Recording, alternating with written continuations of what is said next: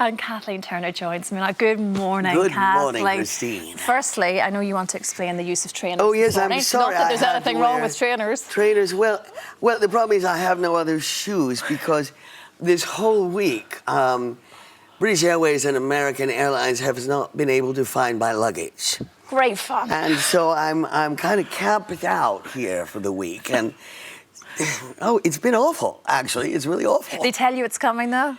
Oh, every day. Every day, Yeah. of course, right. Fingers crossed, Kathleen. Oh, hell, yes. I'll take you shopping over the weekend if it doesn't work out. So, as we say, you are in London with your one-woman show, Finding My Voice. This is a whole new thing. I find that I love singing. I really do. And this is my fourth career. Why not? Why not? Well, singing is something that you've always enjoyed, but you were always sort of pushed away from it because you weren't the soprano singing woman. Well, every lead, of course, was, in a musical or whatever, had to be a soprano.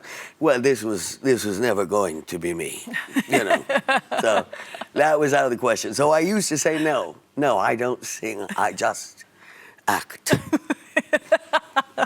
But now you're bringing it all together. Now I'm finding what great fun it is. Yeah, and it's almost like doing an autobiography, isn't it? But it's all up there on stage. Yeah, it's stories and things that I haven't talked about a lot of the things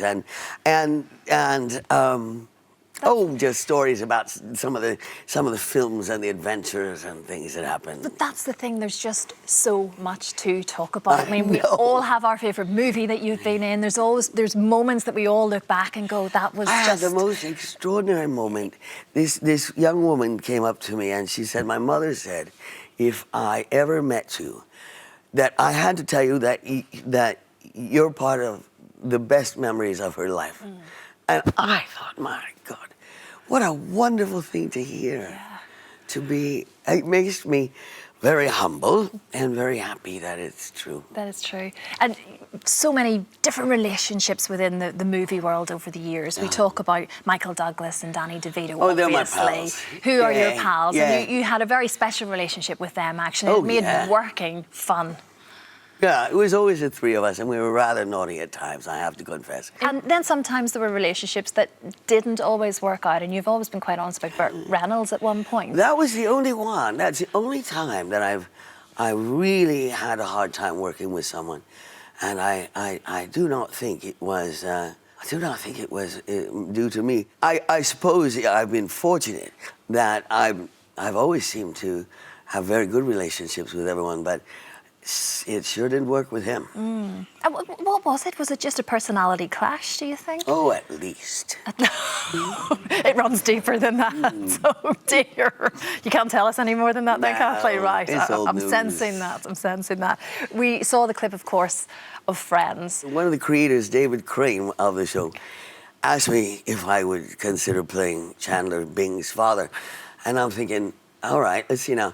A woman playing a man playing a woman. Well, I haven't done that. Yes, why not? Why not? Something new. And was it a fun experience? Because obviously it was a returning role. It was a lot of fun, but it was just, oh my heavens to Betsy, they used a full can of hairspray on my head every day. It was, ugh. I hate that. I hate that sensation. We talk as well, and you say about reinventing yourself all of the time. And well, it's the challenge of new work. Yeah. Of always, I mean, I hate to do something I've already explored and I feel I've done well, fine. Now I'd like to learn, push somewhere else, find what else I might do. But you had to really try and find yourself, well, I suppose, to regain your confidence after it was in your late 30s that you were diagnosed with that was terrible, very bad crippling rheumatoid arthritis, a terrible thing. I do talk about for a that. very young woman, actually. I do talk about that for the first time in my show, in Finding My Voice. And I haven't talked about it much, but it was, I thought, almost the end of everything. They told me I'd be in a wheelchair for the rest of my life, and I just will not accept that. And so we fought and found finally new medications, and I've regained all my movement, and it's, well, what age allows me to, I should add. Well, it was off the back of that then that you did The Graduate. That was when I had after the new medications came out, and I was able. And I have to say, Matthew Rhys, what a doll! Just a doll.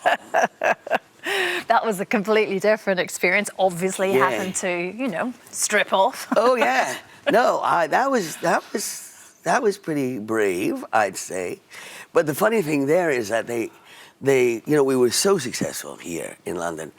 Every show, I am happy to say, was sold out. And then the producer says, "Well, we'll go to Broadway." And I said, "No, we won't. No, Americans are so screwed up about sex that I don't need this." No. So I went off to do another play, and then I got a film script that described the character as 37, but still attractive. And I was so angry. I called the British producer and I said, "Now we're going to Broadway." Yeah. Well done. And it did. You meant business. Kathleen, it's been such a pleasure meeting you. It was nice to meet you. Thank you so much for coming in. Like we say, finding my voice. You're in London April right through to May, and then you're touring the UK. So we can see you all over. We can see you all over the country. Thank you so much, Kathleen Turner. Thank you. Thank you.